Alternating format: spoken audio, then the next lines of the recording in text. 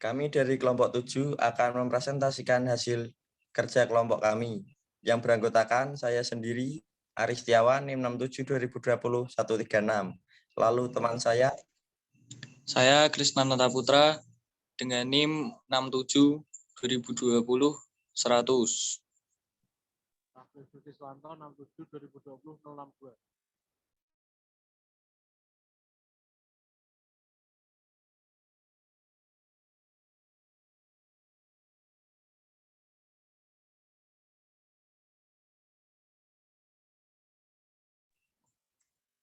Yang pertama, pengertian dari service. Yang pertama, mengembangkan program atau aplikasi developer. Yang kedua, menjalankan program atau aplikasi. Yang ketiga, mengakses dan menjalankan input dan output device. Yang keempat, mengakses sistem. Lalu yang selanjutnya, mendeteksi error program dan mengatasinya. Yang terakhir, membantu banyak proses yang dibutuhkan manusia.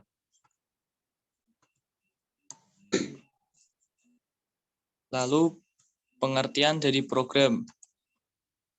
Program merupakan kumpulan instruksi yang digunakan untuk mengatur komputer agar dapat menjalankan tindakan tertentu. Jika tanpa program, komputer sesungguhnya tidak bisa berbuat apa-apa atau tidak akan berfungsi. Hanya mesin menjadi kosong. Selain itu, program ialah salah satu bagian dari beberapa aspek penting dari komputer. Orang yang membuat program sering disebut sebagai pemrograman atau programmer. Aktivitas membuat program disebut sebagai pemrograman. Jadi, pemrograman merupakan suatu kumpulan urutan perintah ke komputer untuk mengerjakan sesuatu. Menurut Binanto 2009, kata program dan pemrograman dapat diartikan sebagai berikut. 1. Mendeskripsikan instruksi-instruksi tersendiri yang biasanya disebut source code yang dibuat oleh programmer. 2. Mendeskripsikan suatu keseluruhan bagian dari software yang executable. Yang ketiga, program merupakan himpunan atau kumpulan instruksi tertulis yang dibuat oleh programmer atau suatu bagian executable dari suatu software. Yang keempat, pemrograman berarti membuat program komputer. Lalu yang kelima, pemrograman merupakan suatu kumpulan urutan perintah ke komputer untuk mengerjakan sesuatu. Perintah-perintah ini membutuhkan suatu bahasa tersendiri yang dapat dimengerti oleh komputer. Yang selanjutnya akan dijelaskan oleh teman saya, Ari. Ya, sekarang adalah pengertian proses. Proses adalah unit kerja terkecil yang secara individu mempunyai sumber daya dan dijadwalkan oleh sistem operasi.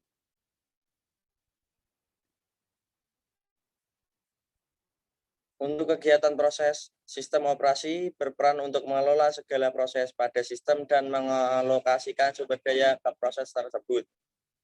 Berbagai proses berjalan secara bersamaan, di mana setiap proses mendapatkan bagian-bagian memori dan kendali sendiri-sendiri. Sehingga setiap proses atau program memiliki dua prinsip di bawah ini.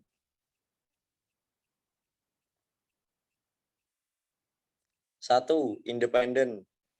Adalah program-program tersebut berdiri sendiri, tidak saling bergantung dan terpisah.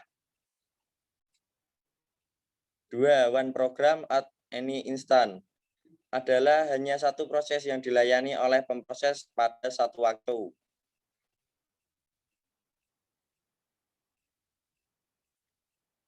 Selanjutnya adalah thread.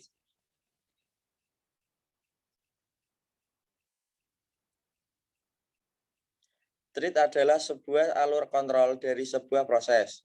Kontrol thread tunggal ini hanya memungkinkan proses untuk menjalankan satu tugas pada satu waktu. Banyak perangkat lunak yang berjalan pada PC modern dirancang secara multi-threading.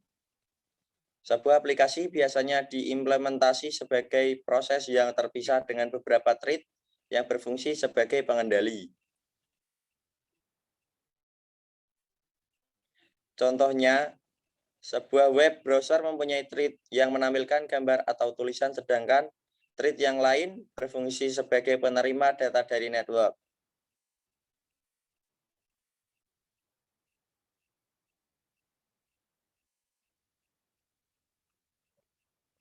Ya, selanjutnya akan dilanjutkan oleh teman saya, Rafli.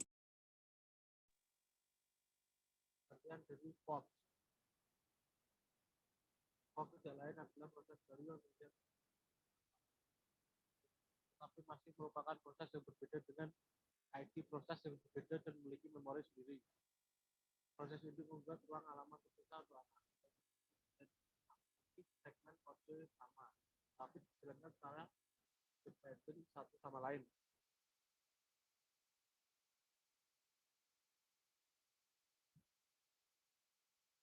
Next. Contoh paling sederhana dari forking.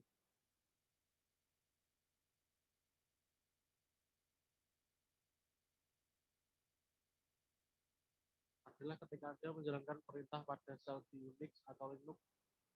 Setiap kali pengguna mengeluarkan perintah, sel melakukan fork pada proses anak dan tugas selesai. Ketika panggilan sistem fork dikeluarkan, halaman dari semua halaman sesuai dengan proses induk dibuat. Dimuat ke lokasi memori terpisah oleh OS untuk proses anak, tapi dalam kasus tertentu tidak diperlukan. Di dalam panggilan sistem exec tidak perlu menyalin halaman proses itu karena menggantikan ruang alamat dari proses itu.